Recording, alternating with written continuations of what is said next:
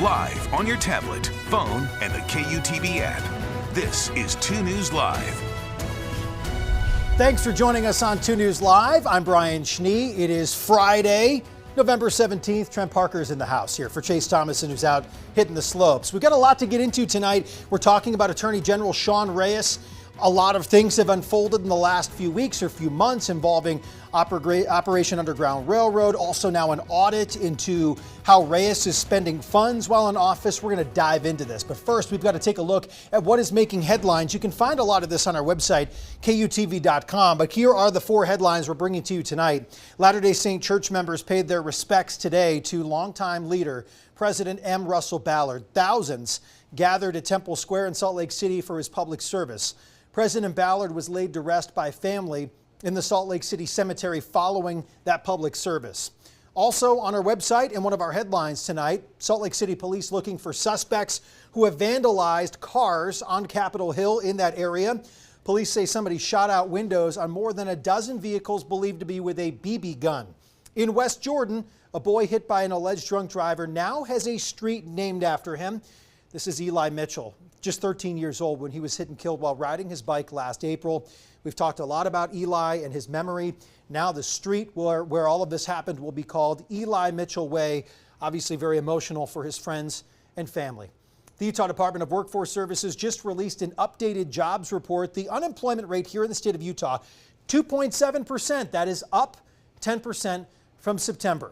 As we go in depth tonight, you can always get in touch with us throughout the show. We would, of course, love to hear from you. You can use a fancy hashtag 2 News Live if you'd like, but it's easier. Just reach out on Facebook, Twitter, Instagram, any of those platforms really. Even the cool kids on TikTok, you can reach me there if you'd like to weigh in.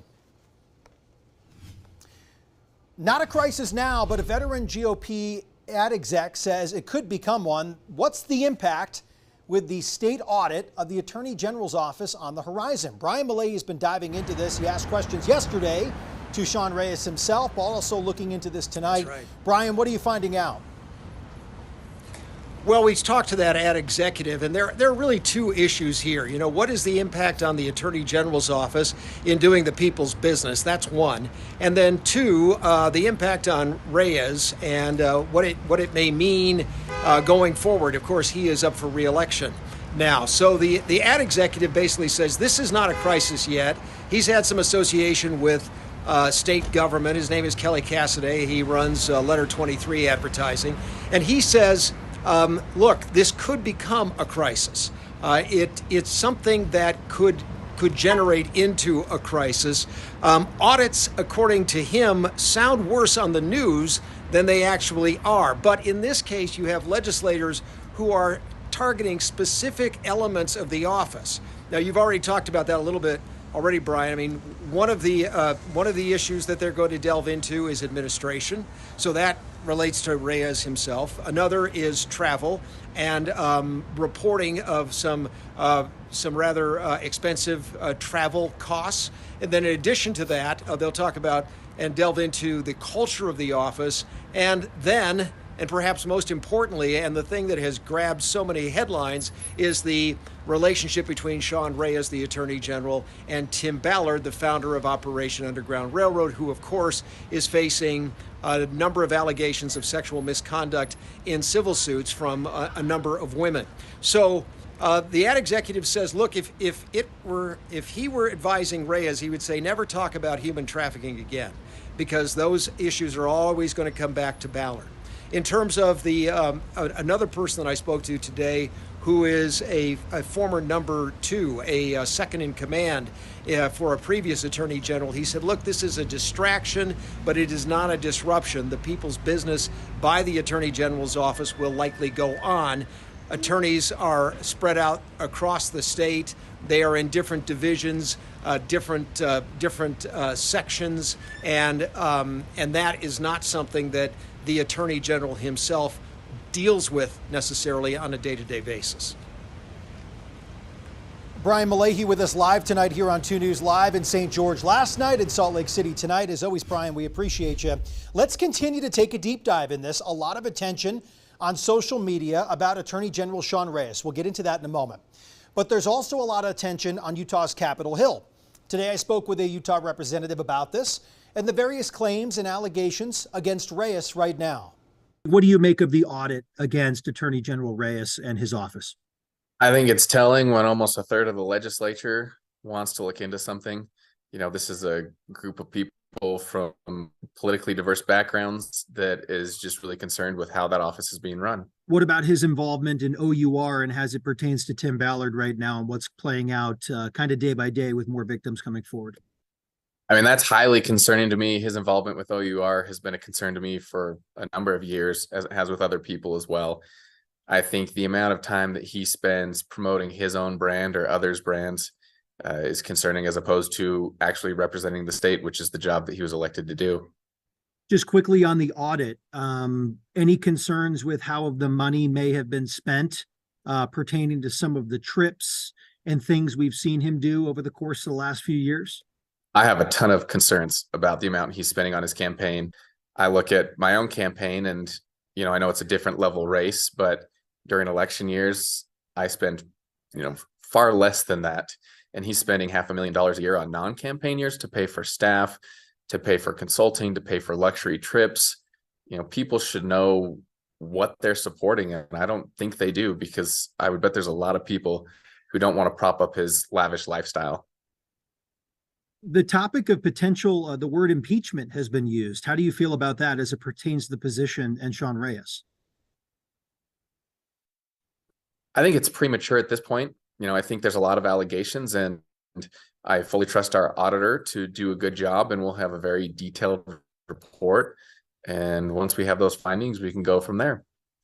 What do you make of Sean's confidence in the audit? Yesterday, he spoke at an event in southern Utah and told our reporter there's no smoking gun. I don't buy it.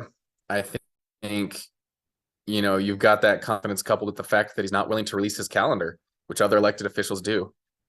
If you work for the people, they should be able to see your calendar. That's what the records committee has said, but he's openly fighting that in court. What does the future of this position look like here in Utah? There was discussion about obviously changing to an appointment versus an election. Do you feel like that makes sense given the history of our attorneys generals here in the state? This is the third attorney general in a row that we've had that has had essentially corruption allegations. It's highly concerning to me. I don't know what it is about this position that makes it so susceptible to fraud, corruption, things like that.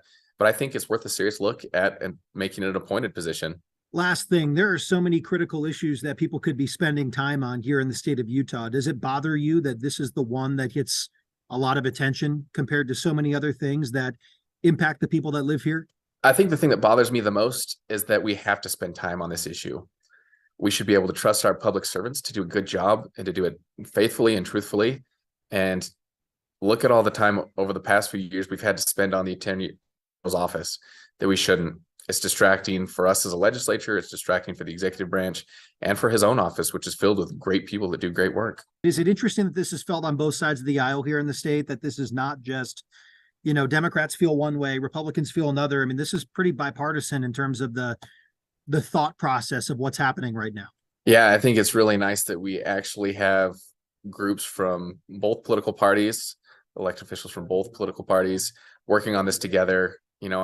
I worked on it initially when he was going to Nevada to try to look at overturning the 2020 election. And obviously was a more partisan result, but I'm glad that people are finally warming up to looking into what he's actually doing with his time. Well, a number of legislators have spoke out on this. Some of the comments you will see here reflecting some of them, but also members of the public, some calling for Sean Reyes to resign in some of these comments. A lot of these on our social media platforms. Here's one from Representative Stoddard right now talking about that thing he told me today with his campaign, about the spending on a campaign. You can see a lot of the comments on your screen. If you'd like to weigh in, obviously you know where to do it. We've been covering all of these new developments with AG Reyes, including his connection with Tim Ballard and the allegations in recent lawsuits. You can find all of that reporting, including yesterday's from our Brian Malahi, who you just heard from, on our website right now, KUTV.com. We teased to Trent Parker. We will tease him once again right now because we need to show his favorite thing about Utah, snow. Several resorts across the state getting ready to enjoy the winter season here. They got going today. Some great aerial video from our friends there at Bryan Head Resort in southern Utah. Open for the ski season. They spun a couple of lifts today. The first chair went up this morning, 10 a.m. They wake up late there at Bryan Head. They wait for everyone to drive up from Vegas and get going. Closer here at home for those of us on the Wasatch Front or the back. Park City also kicked off its ski season here today. This is, well, how are you going to describe him today? This is meteorologist Chase Thomason. He looks good. He's out there ripping it up on some mostly man-made snow. I'd say all of it, so good on him. He didn't catch an edge. He gave a great forecast numerous times at 4 o'clock while keeping the cool, and he looks good there, getting those legs ready for the season. Trent Parker has also been doing the same thing. He's been doing the hard work, though, skinning up to earn those turns. Still waiting a couple more weeks until I can get on the lift. But what do you need from me here in the 3D weather? Am I in a good spot? You're going to come over this way, but I do want to mention real quick, Chase did an awesome job, especially because, I mean, later in the day with all that man-made snow, you know it's all getting chopped up. And chopped up, sticky, moguls, just a little inconsistent. bit of some crusty, some ice, yeah. So nice job, especially Randy carrying the big old camera. Let's first take a moment. Insane. Randy Lickness, that's now 3 times, I think, he's knocked out that forecast. He's a champion. Randy's doing the old pizza right there while cruising down, and he's done a great job. Trying to figure out where he's going while still trying to keep him in shot. Insane effort by those two. Yep. All right, yeah, so let's talk about something that I like to talk about, snow density or snow liquid ratio. Okay. Now, if you remember the other day, actually it was yesterday, we had some snow up in the mountains. We had about 4 inches of snow at Alta, and that would be what I would consider as really dense snow. Like we're talking an inch of water potentially producing about 5 inches. So we got about 0.8 of an inch of water and 4 inches of snow. So that's right in that bucket. Some people like to call it Sierra cement. It's not the most fun to ski on. The fun stuff is when you start getting closer to the 15 or 20 to 1 ratios, when the stuff's just flying over your head, doesn't matter what you do. So I think this next storm, we got one coming for this weekend. It does look a lot better. Now I'm going to keep you here for a second because I also want to talk about this, if we can shift our camera over potentially a little bit. Current snowpack. Now it doesn't mean a whole lot for this time of year. I mean, what's 4% of almost nothing, right? It doesn't mean a whole lot. Most of northern Utah is right in the 50% area, so we're not doing the worst, but we're definitely not near where we should be for this time of year. And the most concerning thing would be if we pull up this map in a month or two and it looks exactly the same. And I think we may get a little assistance this weekend with some changing in the numbers. Yep. And moisture plus that colder air. So not only will we get some help from Mother Nature, but also we'll be able to blow some more snow up at those resorts. All right, here's your updated list of those opening dates. Today, Park City, Solitude reopening, especially that Moonbeam lift, so expanding a little bit more of that terrain. I think they had one more run open. Bryan Head, all man-made snow down there at about 10,000 feet. And then we're going to have to wait 2 more weeks for my favorite resort, Snowbird, to open closer to December 2nd for Deer Valley. Again, these are all conditions permitting. So Snowbird does have the ability, especially if we get really good snow this weekend, to open up a little bit earlier. But Snow Basin, Alta, Brighton still to be determined. We'll see. We'll see how good this storm comes in this weekend. A couple of light showers up at Brighton and Solitude tomorrow, expecting maybe a trace amount of snow, really not a whole lot. Things are getting colder and that snow will start falling heavier as we roll into Sunday. These are the 24-hour totals ending at 4 o'clock, and we have more coming after 4 o'clock tomorrow, so don't worry. All right, here's the current setup. We've got our subtropical jet off to the south, polar jet off to the north. So this is what's bringing us some moist air. The cold air is coming out of this one. These two storms are really just going to merge. And I do want to bring this up. We are certain that's going to produce some cloudy and isolated showers Saturday, that cloudy weather. Temps will definitely cool off by next week. And what we are uncertain of is the exact track of that storm, which dictates where the most of the precipitation will fall, including up in the mountains. So I just want to give you that little precursor here before I walk you through the future track. There's that storm that's been hanging out. It finally gets moving, going up towards the North California, getting a good soaking, and then it kind of falls apart as the storm just completely shears it out. It's bringing the colder air with it too, so we'll start to see some widespread rain and mountain snow by about 3 a.m. on Sunday. Things really start to fill in through the day by about 9 o'clock, we could start seeing some snow. And the portion of the state that I'm most concerned about is this I-15 leg between about Scipio Summit and Cedar City. This is where we could see some accumulating road snow, and there potentially would be some travel issues there Sunday afternoon and into the evening. And then once the storm system quickly races out, we're going to have much colder air filtering in behind it and just a couple of light showers for Monday morning, really not adding up to a whole lot. By Monday morning, expect maybe a quarter to a half inch in most spots, potentially some localized heavier amounts. St. George looks like they're mostly getting skipped, though we can take every 1/10 of an inch that we can get. Here's your first look at snow totals. Like I said, mostly valley rain up here on the Wasatch Front.